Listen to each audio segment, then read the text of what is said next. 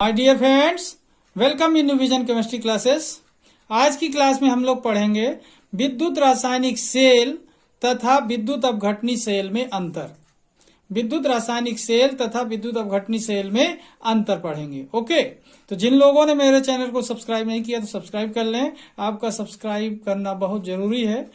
आपका यही सहयोग मेरे लिए बहुत ही प्रोत्साहन देता है, तो मेरे चैनल को सब्सक्राइब जरूर कर लें। ओके, तो देखते हैं विद्युत रासायनिक सेल और विद्युत अपघटनी सेल में क्या अंतर है। ठीक है, देखें पॉइंट फर्स्ट है जो विद्युत रासायनिक सेल तथा विद्युत अपघटनी सेल में अंतर। ठीक है, इसमें देखें, इसमें डिफरेंस का जो कॉलम अपन ने बनाया है क्रमांक, आधार बिंदु, विद्युत रासायनिक सेल और विद्युत अपघटनी सेल। ठीक है, विद्युत रासायनिक सेल और विद्युत अपघटनी सेल। तो यहां पर देखेंगे आधार बिंदु। देखें, अगर आधार बिंदु हमको मालूम हो जाता है तो बहुत ही आसान होता है हमें डिफरेंस तैयार करना, अंतर तैयार करना। ठीक है, तो यहां पर देखें फर्स्ट नंबर का आधार बिंदु है अभिक्रिया।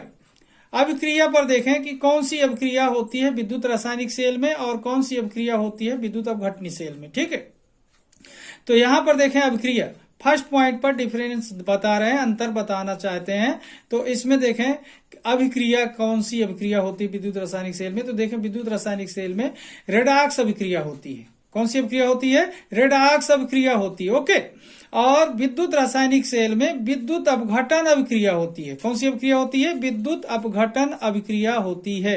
तो पहला अंतर क्या हुआ स्टूडेंट? विद्युत रासायनिक सेल में रेडॉक्स अभिक्रिया होती है, विद्युत अपघटनी सेल में विद्युत अपघटन अभिक्रिया होती है। ओके, अब देखते हैं दूसरा आधार बिंदु, ऊर्जा का परिवर्तन। ऊर्जा का परिवर्तन, यहां पर देखें विद्युत रासायनिक सेल क्या करता है? रासायनिक ऊर्जा का विद्युत ऊर्जा में परिवर्तन करता है। किसमें करता है? विद्युत ऊर्जा में। तो अंतर क्या हुआ? रासायनिक ऊर्जा का विद्युत ऊर्जा में परिवर्तन होता है। रासायनिक ऊर्जा का विद्युत ऊर्जा में परिवर्तन होता है। ओके, अब देखें इसमें क्या होता है विद्युत अपघटनी सेल में? विद्युत ऊर्जा का रासायनिक ऊर्जा में परिवर्तन होता है। यहां पर देखें रासायनिक ऊर्जा का विद्युत ऊर्जा में परिवर्तन होता है। इसका जस्ट उल्टा, विद्युत ऊर्जा का रासायनिक ऊर्जा में परिवर्तन होता है। ओके, तो कितने पॉइंट हो गए यहाँ पर? फर्स्ट पॉइंट अभिक्रिया, रेडॉक्स अभिक्रिया होती है, विद्युत अपघटन अभिक्रिया होती है। ऊर्जा का परिवर्तन कैसा होता है? रासायनिक ऊर्जा का विद्युत ऊर्जा में परिवर्तन होता है, विद्युत ऊर्जा का रासायनिक ऊर्जा में परिवर्तन होता है। ओके, ये दो पॉइंट क्लियर हो रहे हैं आप लोग को। अब देखते हैं पॉइंट नंबर 3 के बारे में। ओके, पॉइंट नंबर 3 देखते हैं स्टूडेंट। पॉइंट नंबर 3, यहां पर देखें इलेक्ट्रोड पर आवेश, इलेक्ट्रोड पर आवेश की बात हो रही है। इलेक्ट्रोड पर आवेश, ध्यान देंगे पॉइंट नंबर 3, इलेक्ट्रोड पर आवेश।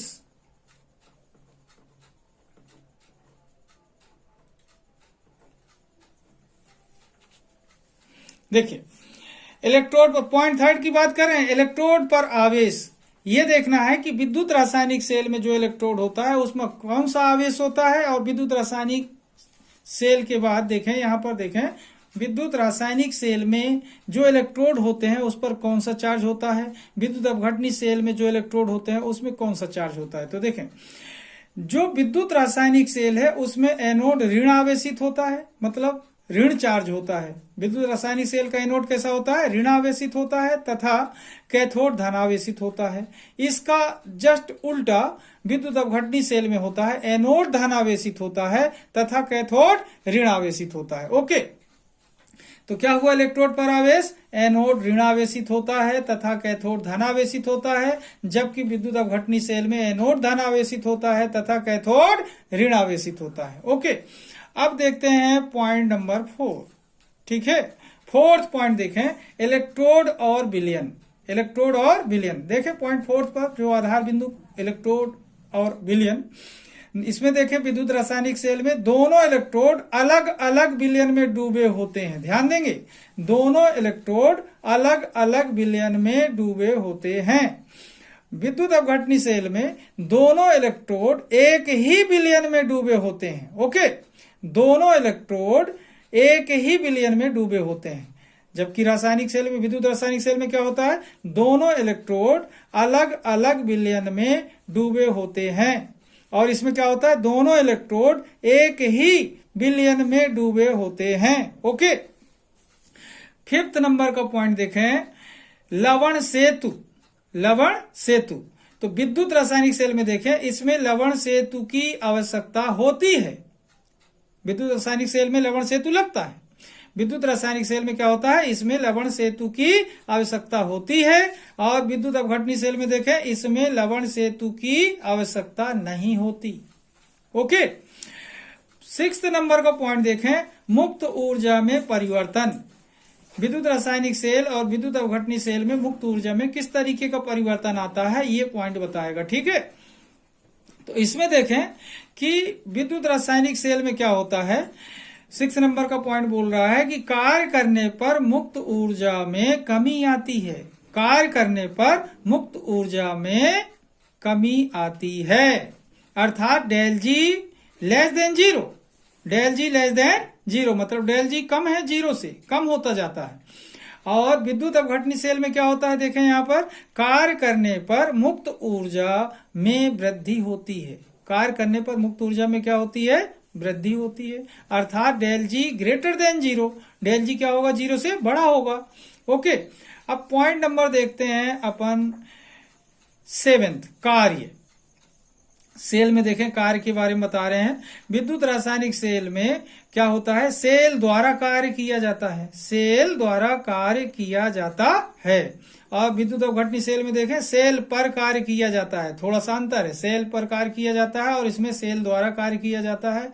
सेल पर कार्य किया जाता है, सेल द्वारा कार्य किया जाता है, सेल पर कार्य किया जाता है। ओके, इस तरीके से देखें, एक बार फिर से देखते हैं डिफरेंस। पॉइंट नंबर 1 से फिर से देखते हैं, रिपीट करते हैं, तो अपन को और क्लियर हो जाएगा ये।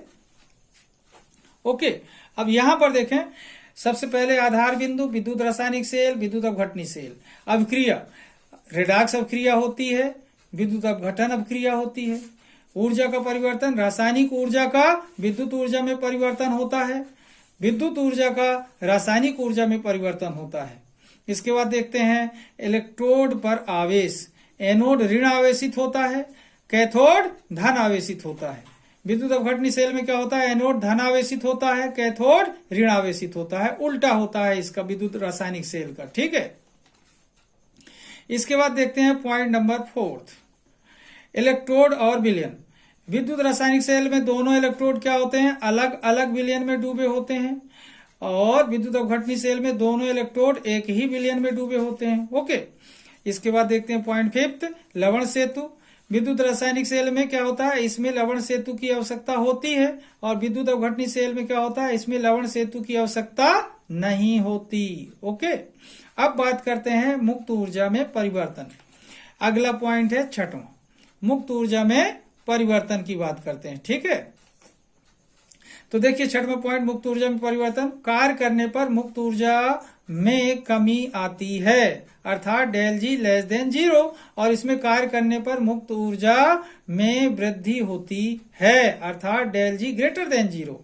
अब देखें, कार्य, सेल द्वारा कार्य किया जाता है, सेल पर कार्य किया जाता है। इस तरीके से स्टूडेंट अगर देखें तो ये डिफरेंस बहुत ही आसान है, बहुत ही इजी तरीके से सीख सकते हैं। तो आज का वीडियो बहुत ही छोटा है और बहुत इंपॉर्टेंट क्वेश्चन है, आप लोग ध्यान से इसे सीख लेंगे। आगे आने वाला जो 12th का एग्जाम है, ये बहुत ही इंपॉर्टेंट क्वेश्चन है उसके लिए। ठीक है, और मैं आज का वीडियो यहीं पर समाप्त करूंगा। जिन लोगों ने मेरे चैनल को सब्सक्राइब नहीं किया हो तो सब्सक्राइब कर लेंगे, आपका सब्सक्रिप्शन बहुत जरूरी है, वही मेरे लिए आपका सहयोग है। ओके, तब तक के लिए धन्यवाद। जय हिंद, जय भारत।